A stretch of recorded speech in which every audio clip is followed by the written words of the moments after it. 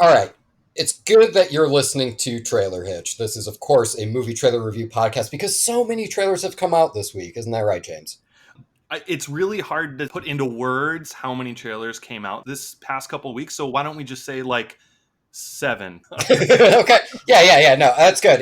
When words fail you, go to numbers. That's good. Yep. We have Mank. We have the 355. We have so many other trailers, folks. But we're not talking about a single goddamn one of those because we got sins to atone for. We goofed. And you know what? Our next episode, if it's a slow trailer week, we'll talk about those. But if we don't get to them, we were never going to see them anyway. Let's be honest with ourselves. David Fincher, who's that? Never heard of him. Listen, one bad movie, all right, that's something that James and I might be able to handle. We'll struggle, but we can do it. But 2, it's far too many. That's far too many for just 2 people. So we got to get some help here, James. We need someone who's strong. We need someone who's a good social media manager. We need someone who is a bad movie correspondent. We have one of those, you guys. Ah, we got Jenny! Hi, guys. Jenny is joining us for this wonderful special episode where we review some movies that we didn't want to watch. Oh yeah, I got to watch 2 movies. And this is your job. And this is my part in the podcast. This is literally as your roommate. This is literally your title. Well, Yeah. one of your titles of many. Bad movie correspondent, social media manager, and James's roommate. And soon to be wife. What? Oh, crap. Surprise. Well, hey. We'll let you 2 figure out if you're getting married or not. We're going to go into this theme song. Just let's figure out the wedding then. You can't haul your stuff without a trailer hitch. Trailer hitch.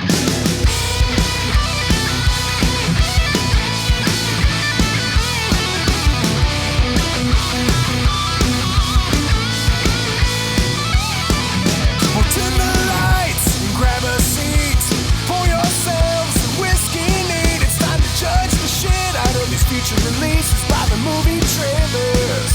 We're Trailer Hitch. This movie might totally suck, but the whiskey sure is going down fine. Yeah, we're Trailer Hitch. Whew, okay, 38 seconds of a theme song it ended up being the perfect amount of time for Jenny and I to get on the same page. Yep. About this whole marriage thing. Yep, I said yes. We planned the wedding. We're getting married next month. All in 38 seconds. Well done. High five. Wow. Well done. Usually that takes months, so congratulations, guys. And of course, congratulations on just, the marriage of it all. Oh, sure. Thank you, yeah. This is Trailer Hitch. We rate and review movie trailers. We rate them on a scale of need to see more, or never need to see. If James and I both give a trailer a need to see rating, we celebrate. Then we go see the movie, report back to you guys in a segment called Trailer in the Rear View, in which we review the film and then talk about the trailer in retrospect and see how they both pair together. Granted, this time, no, we're not talking about something we gave double need to sees to. We're going in the complete opposite spectrum. So James and I goofed pretty severely on 2 separate occasions, which means we need to watch 2 double never need to see films. And thankfully, Jenny, who has planned a wedding in 38 seconds, is on our side for this. Oh, so if she can do that, then clearly we have a shot at this. We can go through both of these films. I love a good never need to see movie. Good, because we have Ghosts of War, and we, of course, have Deep Blue Sea 3. So I think just to get us in the mindset, to get us to prepare to fight through this, guys, we should start with Ghosts of War. We should get into some wartime conflict, because it's also sort of spooky, and, Halloween sort of tracks. Yeah, I mean, it's Halloween time, even though we talked about a Christmas movie trailer in our last episode. Oh, you're all over the place. We're all over the map, but these are unprecedented times. Holidays are coming left and right. I actually celebrated Valentine's Day 2 days ago. Everything's a mess right now. Oh, wow, okay.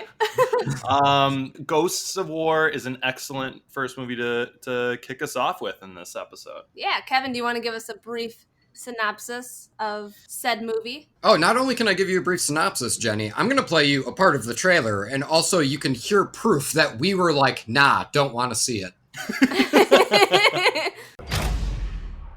You hear that? Jagd um das Haus! Nein, runter von LKW!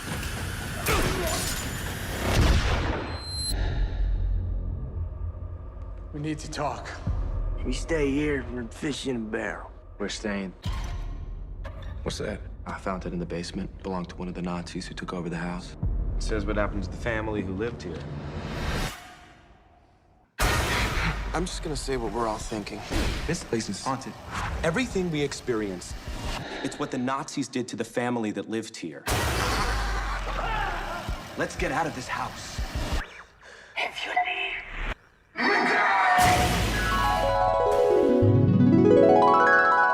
I will say, based off this trailer, this is a never need to see. It's a never need to see it for me also. Indeed, as you heard, nope. But here we are nonetheless. So let's look at this trailer in retrospect. Did this adequately set us up for the film? I'm going to go ahead and say it. Pretty much, yeah. This is a really good grasp of what you're getting. But James, Jenny, how are you feeling about the trailer? I would say for 97% of it, yes. And I would also agree. 97%, yes. That other 3% we're gonna get into when we start talking about spoilers. But having seen the movie, you wouldn't have included those kinds of things in the trailer, would you, Kevin? No. So here's what we'll bring up with the trailer. So a big reason why James and I wanted to talk about it is because, yes, this is absolutely a never need to see trailer. That said, this is probably the never need to see trailer that I have forced people to watch the most this year, because it does such a good job of pulling the rug out from under you. Because, yeah, you hear that title and you think, I mean, the ghosts have to be figurative, right? And then all of a sudden, Nazis are swarming in. So you're like, okay, cool. The rug was pulled out from under me, but now I'm on the same page as you, Ghosts of War. Ghosts are figurative, let's do it. Literally, the rug was pulled out, and was there like any kind of symbols under it? Because in the trailer, they literally pull a rug out, and there's symbols on the ground. Listen, nothing was figurative about this trailer, it turned out. The rug was literal, the ghosts were literal. They pulled out the rug, and then they pull out a second rug. It turns out we were standing on two rugs. If anything, the trailer wasn't literal enough for what the movie ended up being. Absolutely, yeah. So I would say for the most part, yeah, I mean, you're basically getting what this movie is for the most part. Because, yeah, the beginning of this movie is basically a Scooby-Doo episode that takes itself too seriously. And then I do want to say real quick, yeah, Kevin and I poked fun at how this could have been a Scooby-Doo origin, and be bummed because it is not. It did not go that direction. That was your first spoiler warning. There wasn't even a dog in it. There was no dog, although I know. If the movie would have improved a lot with a dog. The dog probably wouldn't have made it through the movie if there was a dog. But we got something better than a dog. We got Billy Zane. Out of nowhere.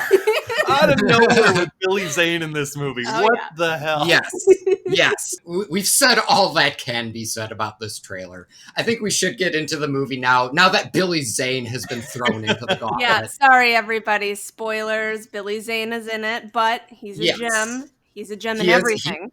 Of course. He is the Zanester. Now, I can't believe we're saying this, but there is a twist in Ghosts of War. And yes, we are going to be spoiling it. Now, before we do that, I'm going to just give you a general idea of would I recommend this movie or not. And my answer personally is not really. But how about you guys? Me personally, Jenny, I think I would also say no, I wouldn't really recommend it. But mostly because of the ending. Yeah, the ending definitely threw me for a loop. But how about you, Jenny? Loop. Oh, we haven't even gotten there yet. Sorry. Okay. Yeah. For those listening who haven't seen the movie, you're going to realize how good of a joke that was. Oh, Jenny's crushing it. Sorry. Yeah, I would not recommend this movie either. Like, or you know what? I would recommend it up to a certain point, and then you can just cut it off, and it's a good ending. Is it? Well, it's a fine ending. Just don't watch the last, like, I don't know, 5 minutes. Where do you even cut it off, though? Okay, we're getting ahead of ourselves. We'll talk about that. We're getting a little bit ahead. I have an area where I think I know where you could cut it off. Okay. Okay. I'm excited to hear it. It's weird. This movie is too good to be a recommendation for, get a bunch of friends, grab some drinks, and laugh at it. Like, it's a little bit too good for that. Yes, right. Yeah. But it's also not good enough to be like, oh yeah, you should see the movie. It sits in that really weird middle ground. You can't make fun of it. Well, There are aspects you can make fun of, which we'll get into. yes. But the majority of the movie, I feel, like you said, Kevin, we felt like it was like, this is pretty well made. It's I mean, when we were watching it, I was like, this feels like an Autopsy of Jane Doe moment where that was a movie that you guys didn't want to see. We sat down and watched it, and it was really good. It was so good, yeah. If you guys want to know our opinion on that, if you guys want to know our opinion on that movie, we did do a bonus episode back in the day. You can reference. Fucking crushing it, Jenny. That's some good social media managing right there. She's wearing multiple hats right now. Thanks. Let's talk big picture here. We open up with a bunch of Allied soldiers in Nazi-occupied France. They're sleeping underneath a tree. There's some spectral-looking figure. And then we see our boys in green walking across some fields. We see some liberated prisoners of war. One of the soldiers, being the good one, goes and gives a jacket and some gold Nazi teeth to them so that way they can barter their way to safety. And then they march off. They blow up a truck which has Billy Zane as a Nazi in it. And you're like, oh shit. Like, if they have Billy Zane in this part, then clearly this is going to be a massive role.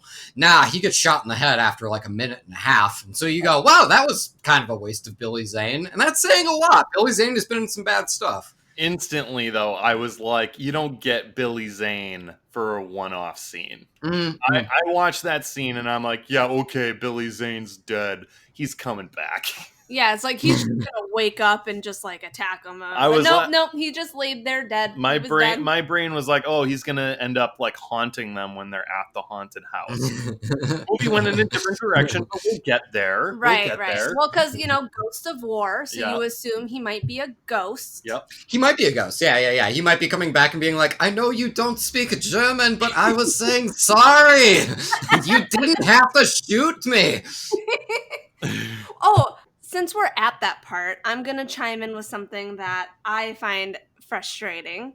Oh, go for it. Maybe you guys can enlighten me. They blow up the car, and most of the guy, the Nazis in the truck were dead, but except Billy Zane got up, and he was very much alive.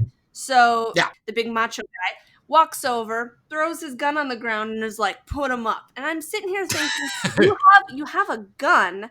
Why, what is it with men and wanting to be like this macho, like, I'm going to beat you up with my fist?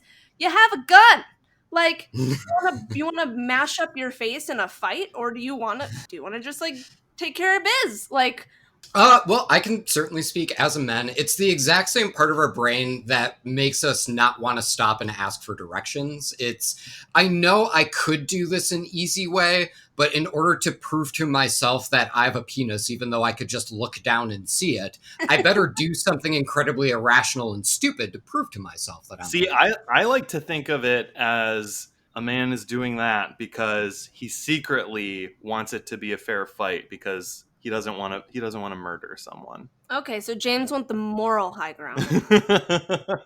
Obviously, that's not how it's portrayed in almost every movie that has that scene in it, which we'll get there with Deep Blue Sea 3. But it's, I don't know. I like to just make it think like, well, if I just shoot this person, I'm going to feel like a monster. So if I do it this way, I'll feel less horrible about myself. But on the counter end, when the truck flipped, there were a couple of men pinned under the truck that were trying to get free, and they just walked. And they were just shooting them. So, why didn't they get a fair fight? That felt a little bit more like mercy killing to me. It's like, we could have you put your dukes up, but let's be real, we know who's winning that. So let's just end it now. Whereas Billy Zane, I mean, he's Billy Zane. Like, he's always a force to be reckoned with. So let's make it an even fight. He sunk the Titanic, you guys. That was him. He played the iceberg. Okay, so once we get through the field, the Allied soldiers make it to a chateau that was at one point occupied by some other forces, but they arbitrarily say, you know what, this is our outpost now, we're going to hang out here. And that's when spooky stuff starts happening. All of a sudden, there are noises afoot. Whenever people would try and light cigarettes, a ghost would blow out the match. It's basically like the most seriously toned Scooby-Doo episode ever. Blowing out the cigarette of the soldiers is like the ghost equivalent of a macho man just throwing down his gun and putting up his dukes. He's like, no, let's make it a fair fight. If you're smoking yourself to death, I'm not going to feel too good about killing you later. That's a great point. Yeah. It's like, I want you to be able to run away from me. You need the lung capacity, buddy. I'm doing you a favor. So, like, the first act, I'm watching this, and I went, yep, this is definitely a never need to see movie so far. And then... Wait, Kevin, sorry. Yeah. You thought after the first act it was a never need to see? I was like really into it. I think for me, again, just because the stuff that was happening, because they spend a full night and then another day where they look around and go, this place feels weird. And then they go into a second night. And it is kind of taking what I was reading as like a paranormal activity structure. Like I remember in Paranormal Activity where it's like, yeah, it would be nighttime and then it's like a sheet just sort of moves. And that's all you're getting for the next 15 minutes. And I think especially when we have the stakes that high where it's World War II, we have Nazis outside and then we have ghosts inside. I definitely wanted to see more aggressive ghost behavior, like the stuff we saw in the second act of the movie, kind of more front-loaded, because they do explain in the movie, hey, we can't fucking leave. This is our outpost. We could be tried and, I don't know, shot or hanged or some shit. Like, we would be going into a military prison for the rest of our lives. We're forced to stay here. And because of that, it's like, okay, well, to reflect that, I think it would be a really good idea to, like, have the ghost be super fucking aggressive, like, almost immediately, just so that way it makes it a harder choice of should we stay or should we go? Because when it's just, like, leaves are blowing and shit, all right, you can slip through that. But once it gets into the middle section of the movie, okay, that's some good ghost behavior. Okay, so we go into Act 2 now. Now, Act 2... we do indeed have the Nazis that the trailers promise. And it doesn't seem like the Nazis are there to take it back. It just kind of seems like a bunch of Germans drove up and went, ooh, a house! And now they're deciding to come and hang out. And so the Allied soldiers kind of barricade themselves, they get ready. The Nazis approach, but the Allied soldiers just locked the door. And there is this moment where these Germans are like, oh, guess that's that. And then they start to leave. And you're like, oh, okay, I guess that's where that's going to end. But then there's like one ghost upstairs that's like, boo, come back. And then all of a sudden the Germans are like, what? There is something up there. And then all of a sudden they start rushing. And then there's a shootout. And after they get flushed out with grenades, the Allied soldiers are basically looking at each other and going, all right, we got to split up. And they all go into separate rooms.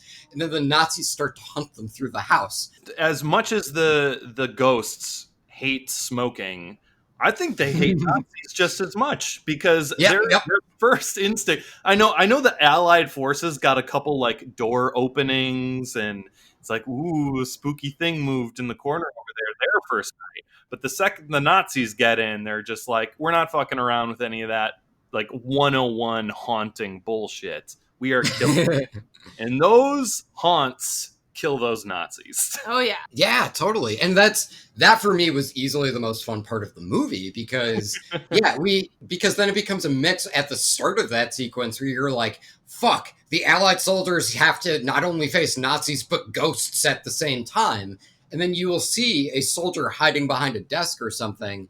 And then all of a sudden you hear a Nazi going, oh, is there someone behind the desk? And then he, sort of tiptoes his way over.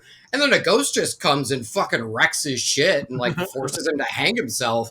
There's that really fun mix throughout that sequence. Because sometimes there's a guy behind a desk or something and goes, oh, there's a Nazi over here, better get ready to shoot it. And then he pops up and, nope, fuck you. It was Ghost that time. The ghost was trying to spook you. Gotcha.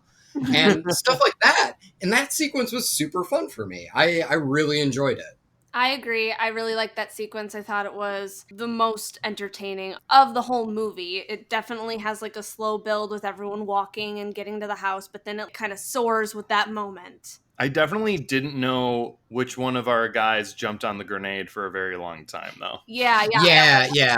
Which one was that? And then James right away was like, I think it was the macho guy who beat up Billy Zane. I was like, no, he's too important.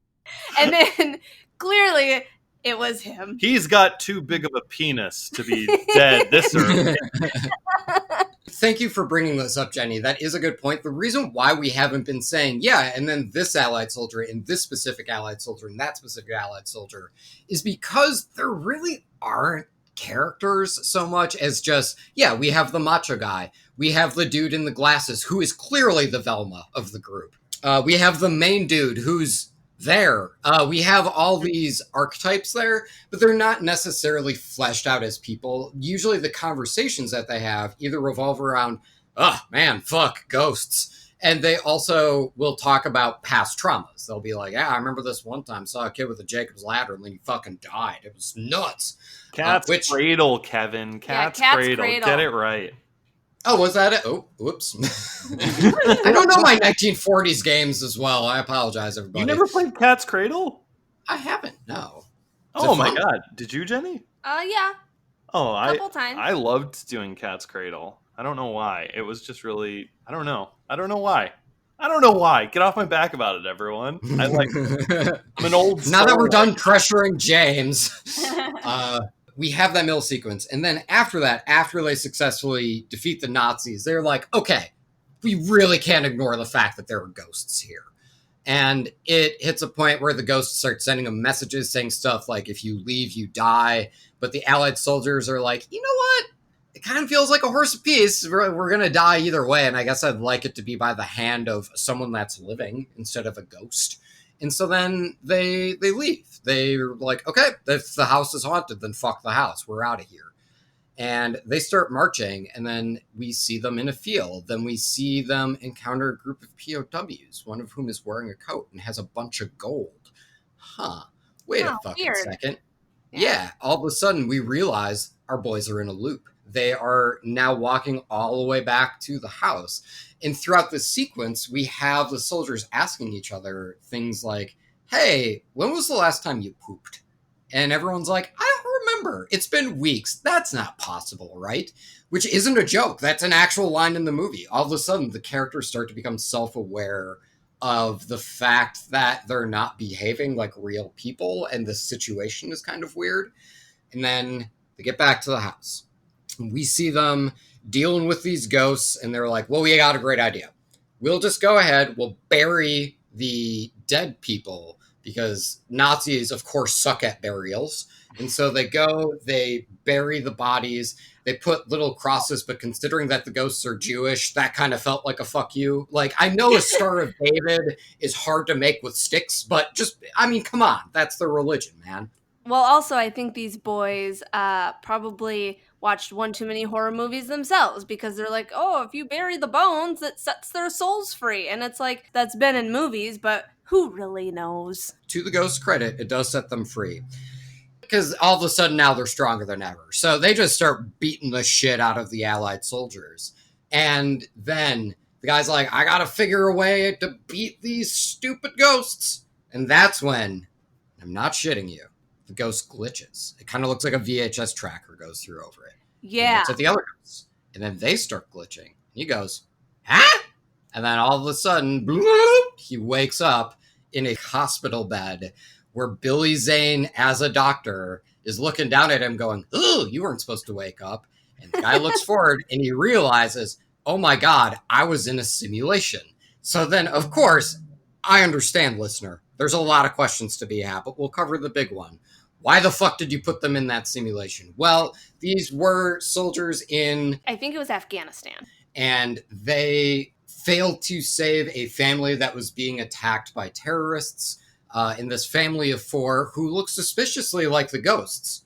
Oh, fuck, I get it, you think to yourself. So that family dies, and then the boys are like, well, couldn't do anything about that, don't feel great about it, and they start walking away, and then a suicide bomber comes up, blows themselves and the soldiers up.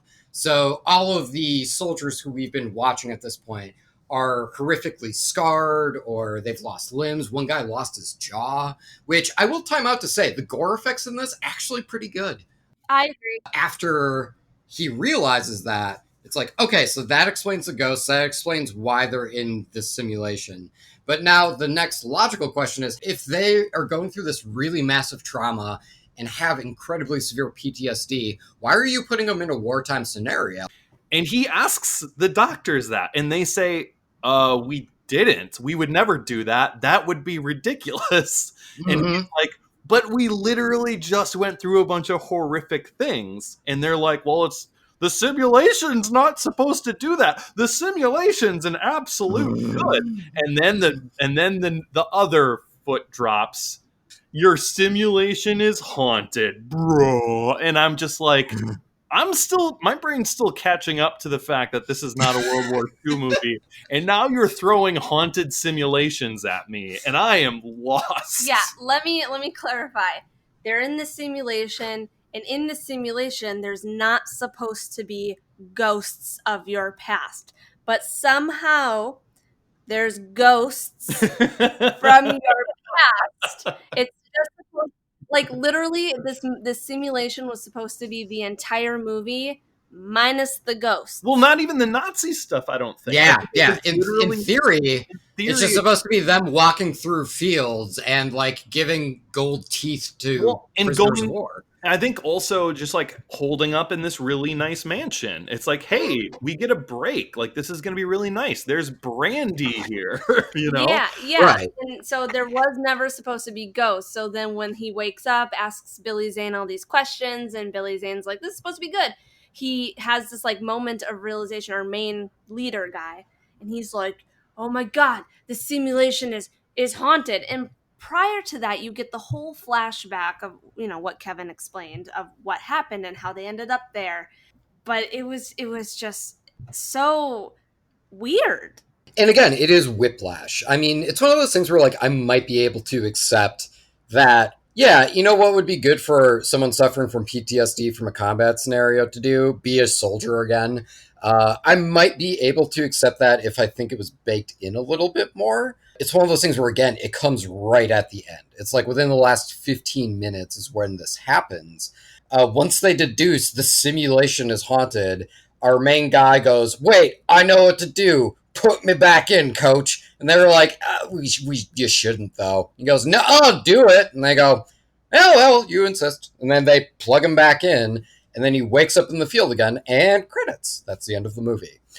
So, Jenny, I'm actually really curious because you had mentioned, there's a really good endpoint. Where would you have cut it off at? So I think a really good endpoint would have been right before he was like, your simulation is haunted. Like going to the flashback of seeing what happened and how they all ended there, not including the whole your simulation is haunted and just being like, okay, we were essentially put in this like simulation coma and dealing with what happened to us in a different way.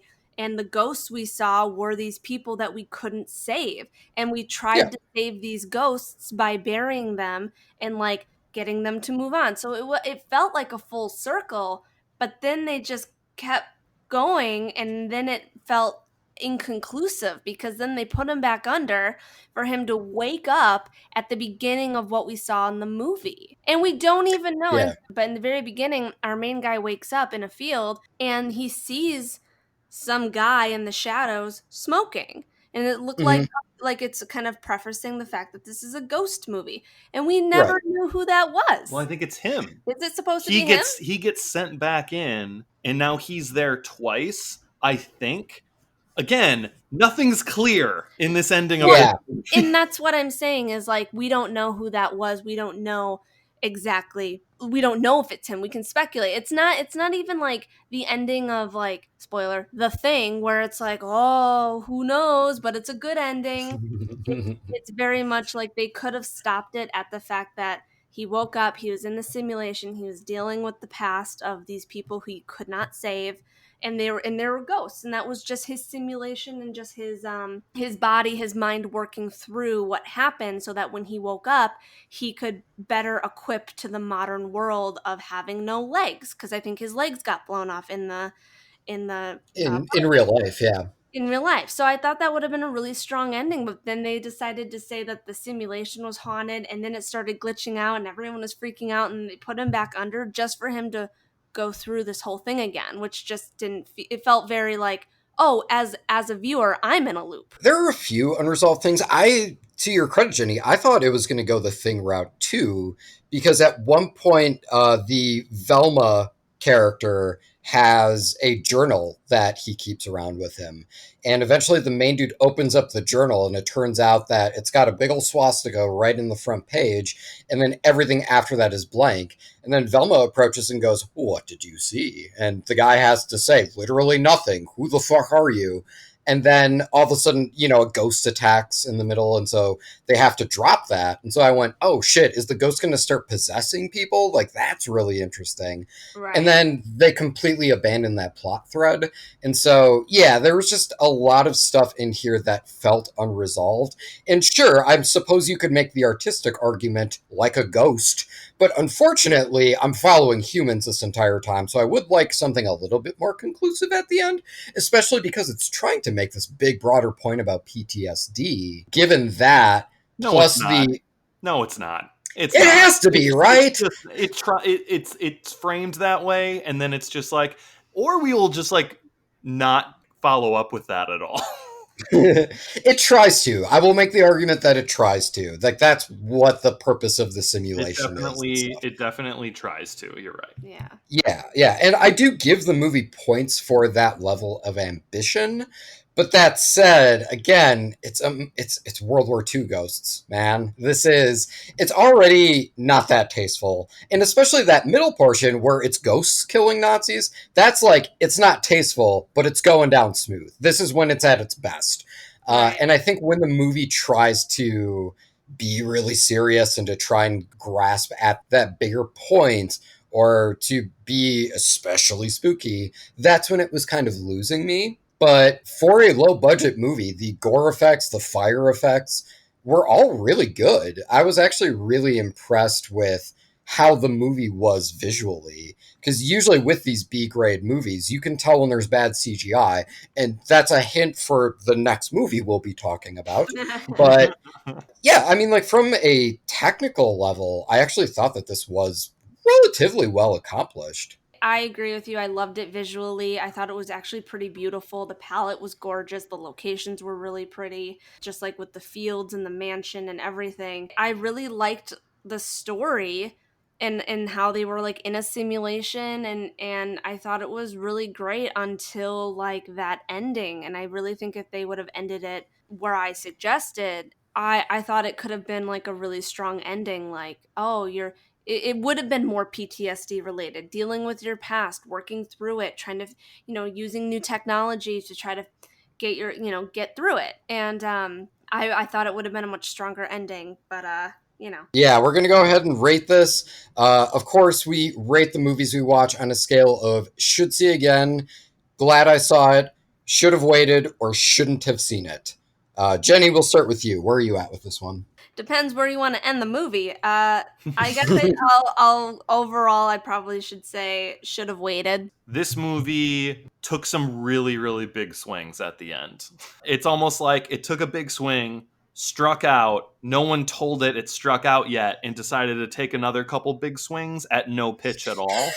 It was very, very out there, and I respect the hell out of it for it. However, it is also the part of the movie that damns it for me. Like Jenny said, like you said, Kevin, there is a moderately entertaining movie in here that I was enjoying until that complete question mark of an ending. And it's like not even a good like Inception, ooh, is he in a dream or isn't he type of question mark. It's just a huh? The question at the end of this is, where's the rest of the movie? It's almost like it was teeing it up for a sequel. And I'm like, this movie's not getting a fucking sequel. Are you kidding me? Well, and I also, I kind of stand on the fact that I think they were trying to make it feel like the audience was in a loop, because if you start the movie over, it can literally pick up from the ending. With that in mind, that is also the reason I give this shouldn't have seen it. It could have squeaked by with a shoulda waited, but then the ending just had to come along and be like, you want to feel really like confused and question everything you've watched in the past 2 hours, but not in like an intellectual way?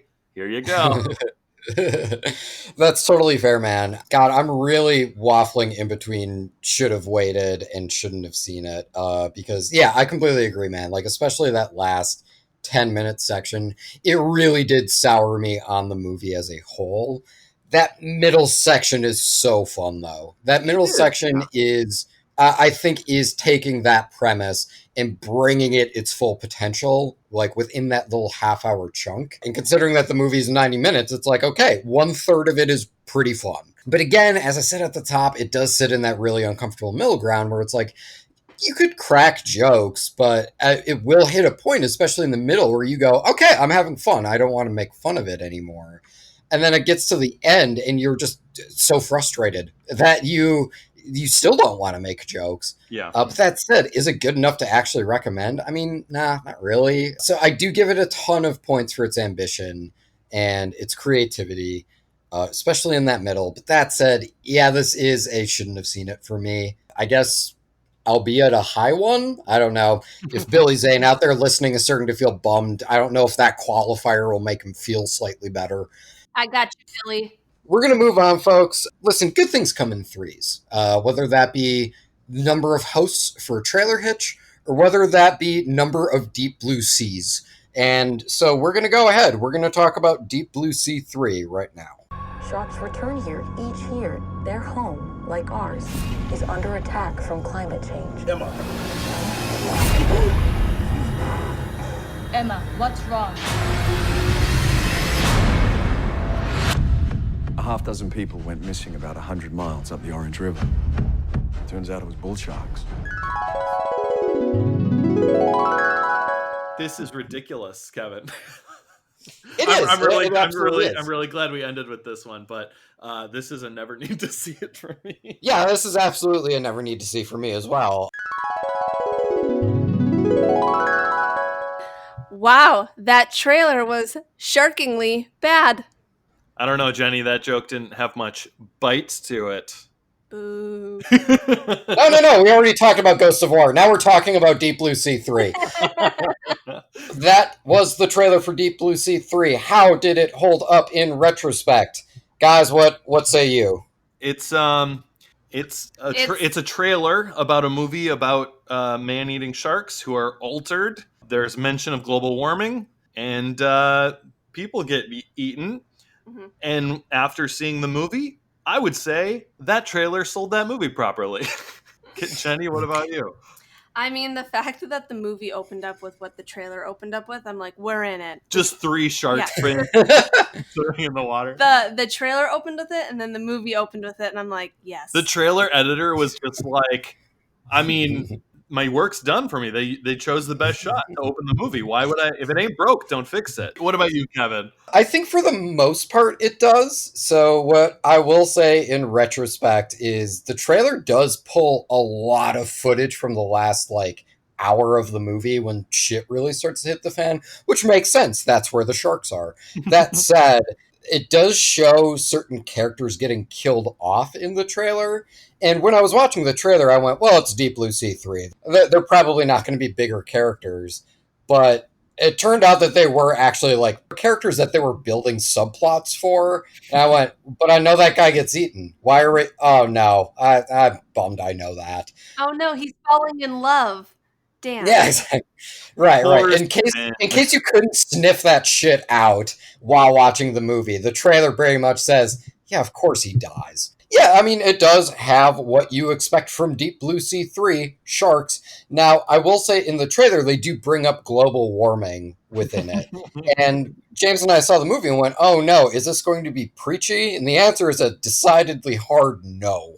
Because they have the global warming thing, and then they say, fuck it, the bad sharks are genetically mutated. Let's just talk about the movie, shall we? Now, before we begin, we should set the scene. Guys, set the table for us. What's happening in this movie? I got this, and then Jenny can chime in when I definitely will forget something. Inevitably mess up. Yeah. So just after a couple of minutes, scream popcorn, Jenny, and then she can take over. So we open on Deep Blue Sea 3 with a vlog. 2 people that are spearheading their environmental research, but also she has like this vlog. Like a shark vlog. Like a shark vlog, and she's got followers, and they upload videos and all that stuff. They got GoPros, and they go in the water. So when she's down there, you get some more setup. It's like she's friends with a shark down there, and her friend isn't super like thrilled with that, but she's like, it's just Sally. She's fine. And then Sally headbutts our main character. And she's like, that's just Sally. She's fine. And we're all watching and we're all going, this is a shark movie. I don't think it's going to be fine. And guess what? It ends up being fine with Sally, but we'll get there. They're on this island that is sinking due to global warming. Now, we are at a point where it's almost submerged in water. Almost everyone that's ever lived there has abandoned it. But there's this small research team and also a couple locals that still reside there, and they're all friends and they're all having a jovial time.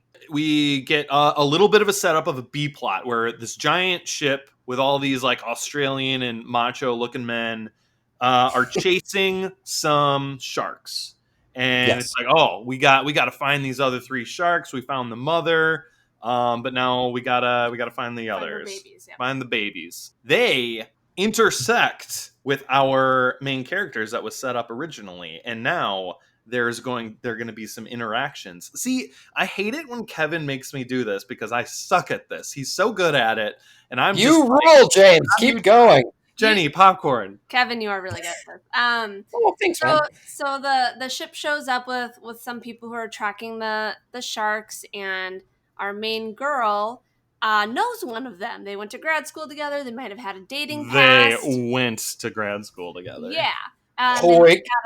Had a past or something. So basically he's like, hey, I need your help. We're tracking these bull sharks, not great whites, but bull sharks.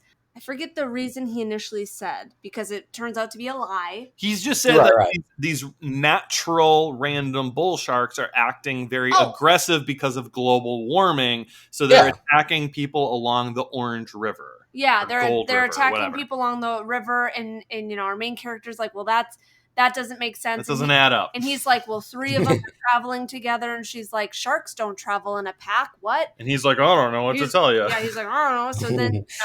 I didn't really pay attention in grad school. I just paid attention to you, wink.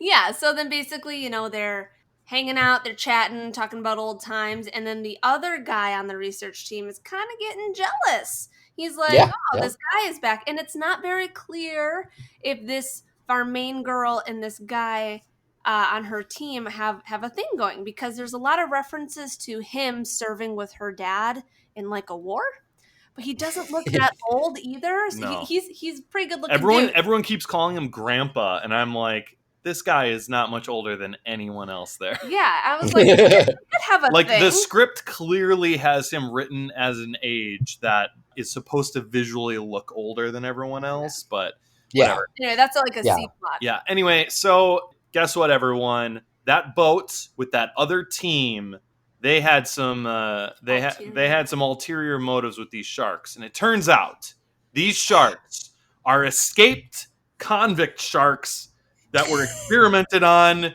and they're now super intelligent, hyper violent sharks that want to eat people, and they're also hyper aware. Popcorn Jenny. Wait, are we getting into spoilers? I don't know. I'm bad. Oh yeah. We're totally getting into spoilers. I will just say, I think what we really missed as viewers was a flashback of them in the secret research facility, and them going, "Hey, where did all the sharks go? Well, let's go look at that Rita Hayworth poster that's just floating in the water," and then they pull that back, and fuck me, the sharks tunneled out. Like, I think that would have really added to the experience, but unfortunately it's not in the film. If we're getting into spoilers, the reason we know these sharks are very intelligent and hyper aware is because this big ship manages to catch one of these bull sharks and has them on the ship. Yeah. The other 2 sharks are mad. They're like, we want our brother back. Like, give him back. Not usual behavior for sharks, but like, well, okay, I can stretch that, I guess. Yeah. So then they start attacking the boat. The boat, yeah. Then one of our characters on the boat, the guy our main girl went to grad school with, as you can tell, we remember no one's name. Nope. Yeah. But he lifts up this the brother the brother shark in this holster thing. He's like, I got an idea. He's like, don't worry, I got this. And he holds up the shark and points a gun at it and looks at the other two in the water and goes, back off.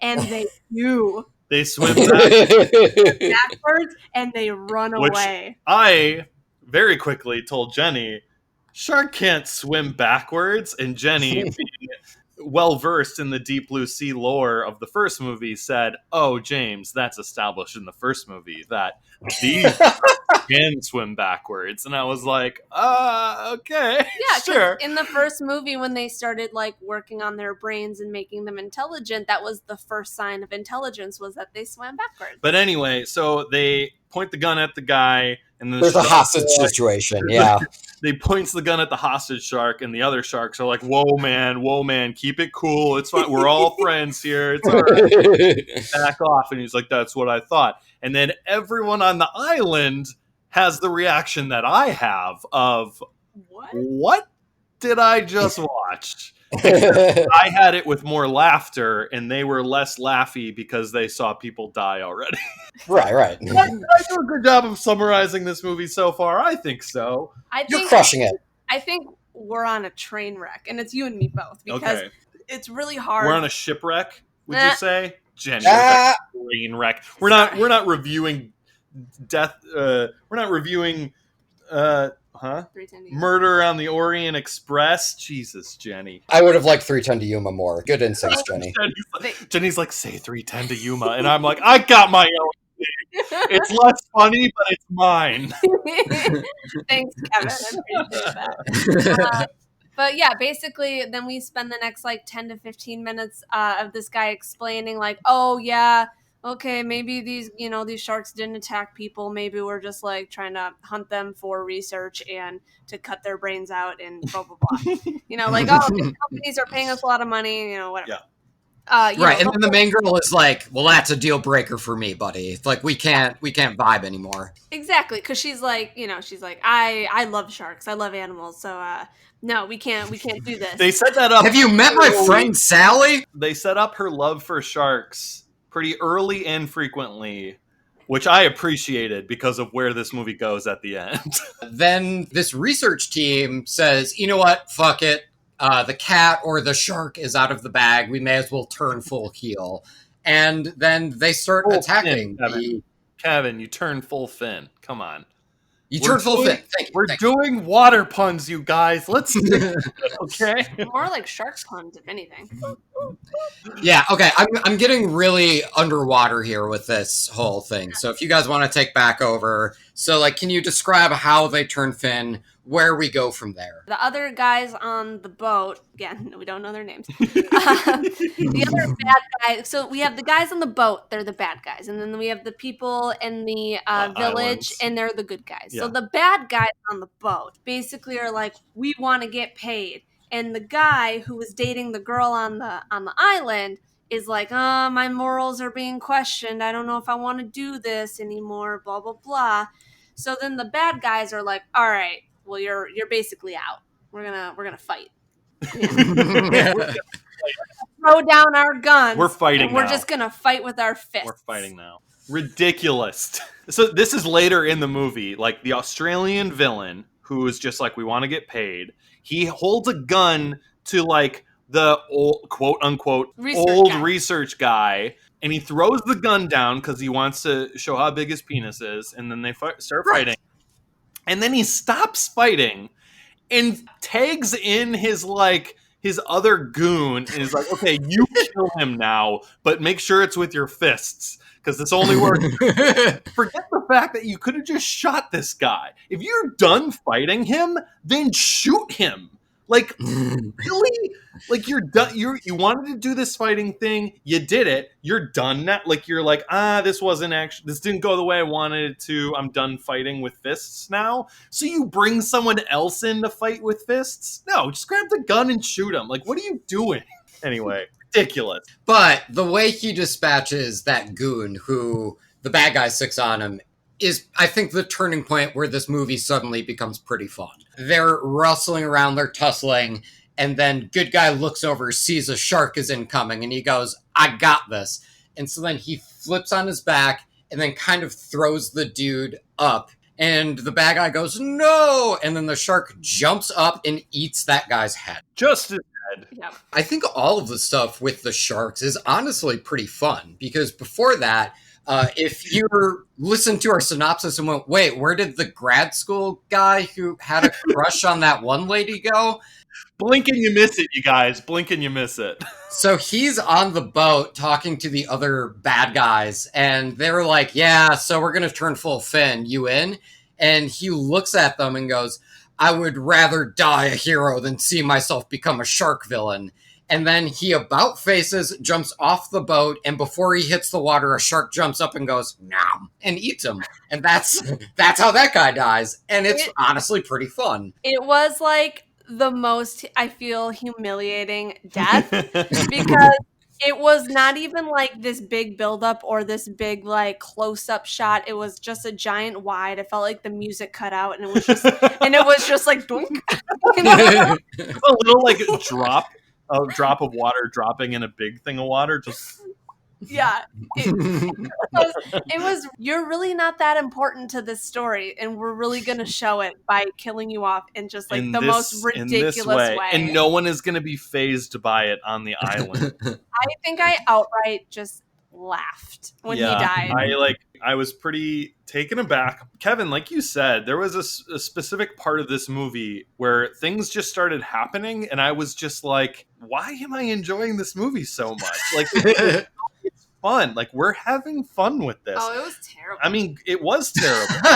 It's terrible, you guys. I wouldn't wish it upon my worst enemies. But if you happen to be watching it anyway because you're punishing yourselves like we do, I mean, there's worse movies to watch, and we were having fun near the end of this one. Yeah, we were laughing. After people start getting killed off, we get toward the end. They blow up the bad guy's boat, and at this point, all of the goons have been dispatched of. But that still means that there are these evil sharks afoot. The character takes 2 explosive needles, for the lack of a better term, right? Yeah. It takes explosive needles and is like, I'm going in there. And the main female actor is like, wait, why? Kevin, you got to understand the lore, okay? The drone emitting the electric pulse that the bull sharks were attracted to was caught on a net, which meant that's it. Yep. Sharks were no longer interested in it because it was in the net. And I went, why? That was like a direct line. It was like, it's still beeping, right? Yeah, it's still beeping, but then they're like, oh no, it's caught in a net. They're lost interest. They're no longer interested. And it's like, oh, why? It's still beeping. It's beeping when you're just holding it in your hand and they're freaking their freak out, you know? Because it's a big net, if I recall correctly. It's a giant net. So they fabricate this like dramatic reason that her friend needs to dive in to free the drone shark mom electric emitter thing. He needs to free it from the net. And then since he does, now they're interested again. So now they start circling him, and he's like, oh boy, this is where I die. Well, and then he pulls out the explosive needles. Well, and even when we were watching it, James was like, there's no way he can survive this. And I'm like, but he's a good guy. Like, he has to survive. I was like, nope, he's a goner. But little did I know he was going to go out with a bang. The most baller way you can in a shark-eating movie, I think. Why wouldn't you say he should go out with a bang? You just kept going like the end of Ghosts of War. Just stop it at the joke. That you would chime in with the funny part. I did, but anyway, you should have said it. He just like waited for these 2 sharks to come perfectly at him at both ends, and he just like brings up these explosive needles and then drops them into their heads, and all 3 of them explode. And I was like, that was pretty fantastic. We've been in this movie for an hour and a half, and there's only like 15 minutes left, and there's still 3 sharks. I'm like, okay, they gotta kill them pretty damn quickly. So they blow up the ship, and I was like, oh, this movie's almost over. These 3 sharks are gonna get away, and they're gonna breed. And then we're going to get a sequel, fourth movie that's teased in the dialogue of this movie, and it's going to be called Deep Blue Sea 4 Seapocalypse. And then subtitle Seapocalypse ? Like that's going to be the whole title. And then so it's going to be that because they're going to breed and there's going to be thousands of super hyper smart sharks. That's how I thought this movie was going to end. You think that's ridiculous, but they have teased throughout the whole movie that if they breed, they're just going to like destroy everything. That's the end of the world. Yeah, that's the end of the world. Yeah. They're going to destroy everything, because, global climate, everything. Because of the climate. Yeah. It's already been established that like the 3 bull sharks that they're trying to capture, destroy, they were born, but they remember their mom's tracking device because the mom's tracking device was embedded in her when they were inside her. So when she birthed them, they recognized that tracking symbol and they had so they imprinted on it. So there's like some sort of like genetic modification imprinting thing happening. So when these sharks mate, they're worried it's going to end the world because they're just going to be even smarter and they're going to be able to do more. And it's just like a lot of that kind of connection, which I don't think is very strong.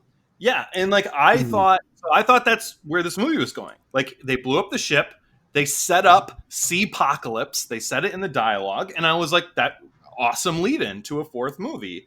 And then I looked at the remaining time of the movie, and there was still 22 minutes left. And I looked to Jenny, and I went, ugh.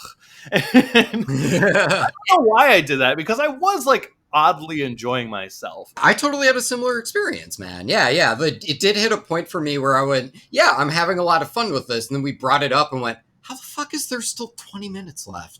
So, yeah, well, exact same. I was bummed at the moment, but then I was like, you know what? They set up a lot of like good stuff with this woman who's like really caring for sharks. And now she needs to turn fin and just like murder these 3 other sharks. And I'm like, okay, that's interesting. She needs to kill them. And I'm like, that's a fun bout face, Well, yeah, and her friend was, he blew up the 2 with his needles. Yes. So at this point, there's one left. There's one left. And she's like, I got this. Even though I was rooting for the villager woman with the spear to spear like the last one. I was too. Yeah, she was arming up. Like the movie kept cutting to her very randomly, like she had her own solo plan. Well, and I was like, oh, she's going to come in at the end and save the day. Because that's, the camera cut to her, but then we don't see her for a while. So you're like, oh, you forget about her. So I also felt for her because her husband's death is probably the only one that I cared about. Because he's just such a genuinely happy and sweet dude. And he goes out fishing, and then a shark goes, nah, not on my watch, and then eats him. And she's devastated by it. So I really did want a win for that character. It was a red herring for her and the spear. So our main lady jumps in the water, lures the last shark into a trash press. You'd think they would have set that up like a Chekhov's garbage masher in this movie, but they do not. She looks over to that thing, and I'm like, it's like a little box thing, and she knows what she's gonna do, and I'm like, I don't know what you're gonna do because I don't know what that thing is. Well, and then she gets closer, and then I'm like, okay, I'm on the same page now. Maybe you should have set up that thing. Well, and the camera pans over, and you can read it says like waste management something. So I'm like, is that just a giant toilet? Like, what is it? Like, it just was not very clear until she was in it. So she got in it. She hit the button. And I was like, is she committing, suicide here to take out this last shark to save humanity? Nope, she's in the one part of the garbage masher that doesn't do the mashy. And so the shark gets mashed, and it blows up like a water balloon in front of her face. Pretty great. And then the villager comes in with the spear and saves her. And it's like, great. These last 2 women are the only survivors, and they sail away into the sunset knowing they saved the world. And that's where the movie should have ended. The guy who got eaten in the trailer gets eaten in the movie, shocker. And the girl that he was in love with is just like, oh my God. Well, then all of a sudden you hear her scream. A shark rides away with blood coming from its mouth. Gushing. Yeah, from gushing. its mouth. Okay, guys, gushing. So James is like, oh, that sucks. Her death was off screen. And I was like, nah, I don't buy it. Like, we're already committed to these characters. Everyone deserves an on-screen death. Even the guy who jumped off the ship and the shark came up and got him. But even when Jenny said that, and my brain was like, she's so right. Yep. But out loud, I was still like, that's a bit of a stretch, though, that this shark has this much blood trailing from his mouth. It's from the guy who he ate so long ago. Well, you don't know. There's 3. He could have had leftovers. Yeah, all right, I thought that was a bit of a stretch. At that point, there are still 3 sharks. Anyway, I was like, Jenny, Jenny's right. And then we forgot about it. And then I didn't forget about it. You forgot about just the fact that we were going to come back to that until they saw. Well, so they're riding away in the sunset, saving the world, and they see this giant cabinet floating. And that's what I looked to you too. And James looked at me. I rolled my eyes. I was like, "Good Lord, she's going to be in that damn cabinet." And then they get to the cabinet. They get to the cabinet and they're like, "This is from our village. Let's take a look." And then they open it and the girl jumps out. And I'm like, that girl was just going to sit in that cabinet starving to death, not even trying to wave anyone down. She's just chilling in the cabinet. I was like, that's just not a good plan. Also, why would they open this cabinet anyway? It's just a bit of debris from this island that's damned. I like to think that they weren't very smart in preparing their boat for escape, and there was water all around them, and they didn't have any food. So I'm assuming they wanted food. They're gonna open it, try looking for food. All right, that's fair. But then, as the movie ends, we hit a wide shot, and there's land ahead. So I don't know. It turned out they were really close to land this entire fucking time. The only thing I have to add about the ending.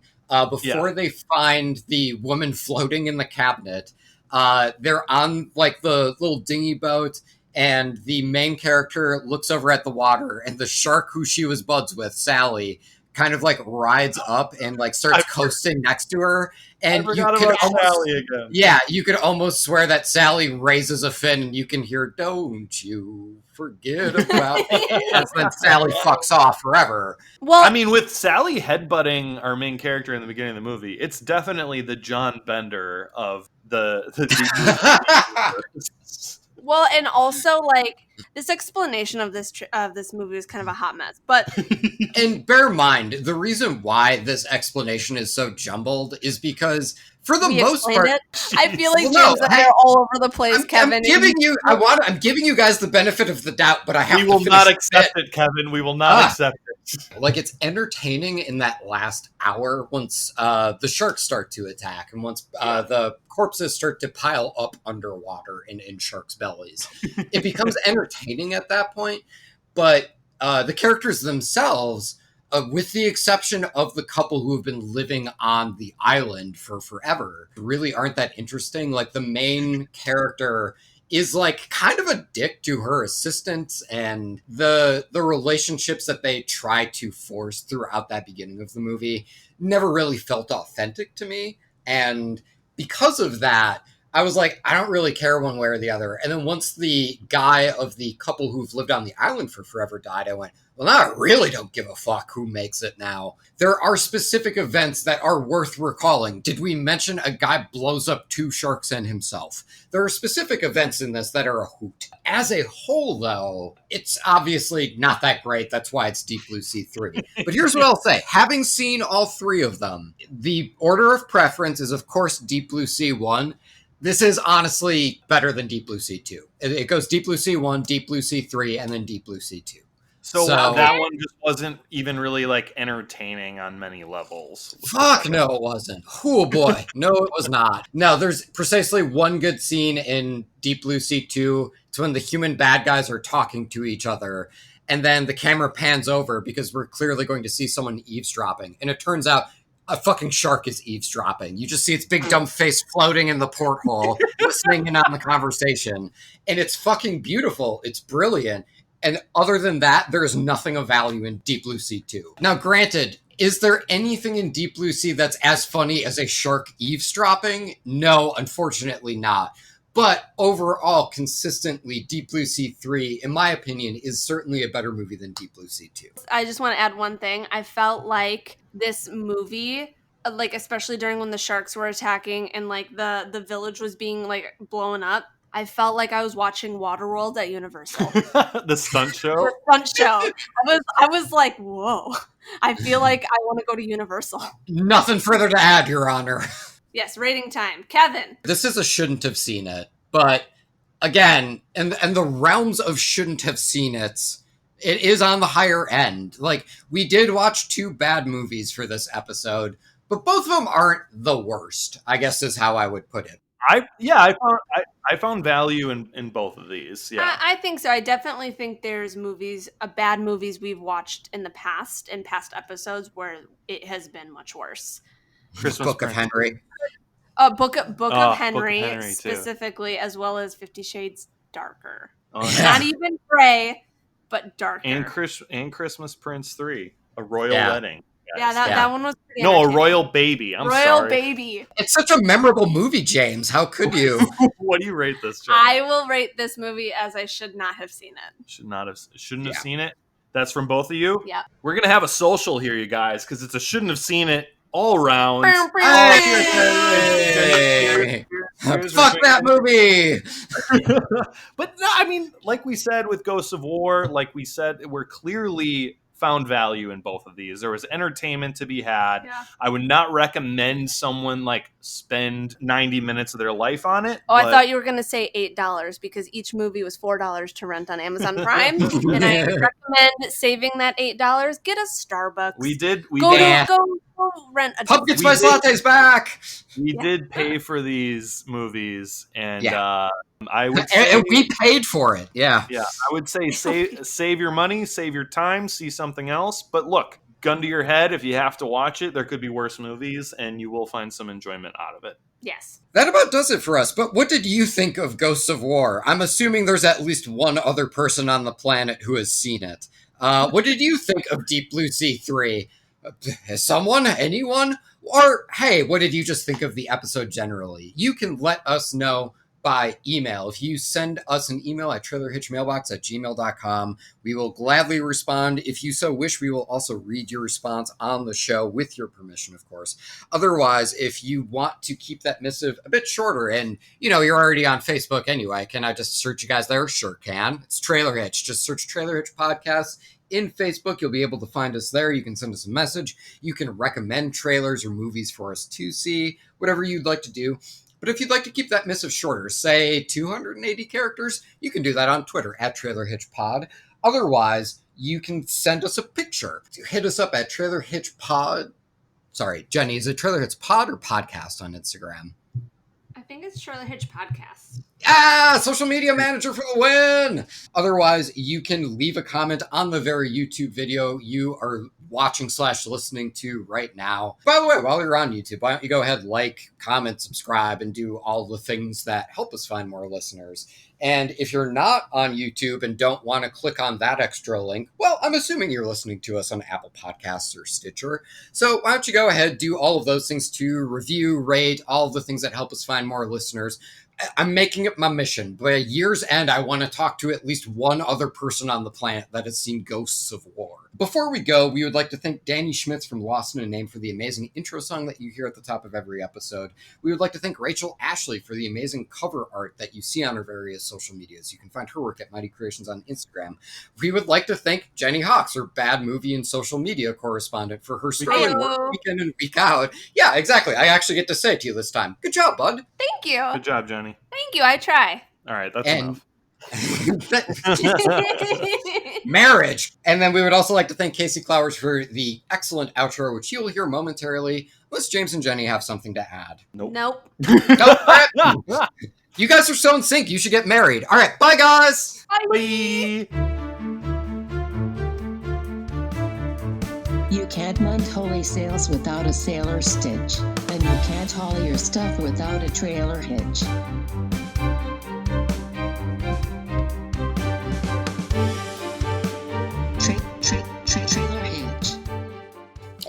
Here we go. Wait, never mind. I really should come in with a joke, shouldn't I? Shit. Man, that trailer was sharkingly bad. No. Nope. All right. Well, let's get into it. Let's talk about it. I have a good one. I have a good in. Okay, fine. Sorry. I would have gladly accepted it, but I mean, you could. There's probably a clean exit there that you could use it if you don't like mine. So mine is. No, there's too much pressure. Whatever. Wow, fuck off. No, James, do it. Say it. I'll do it. I just gotta wipe this fucking grin off my face. Okay. Man, global warming, huh? Well, anyway, let's talk about a shark movie.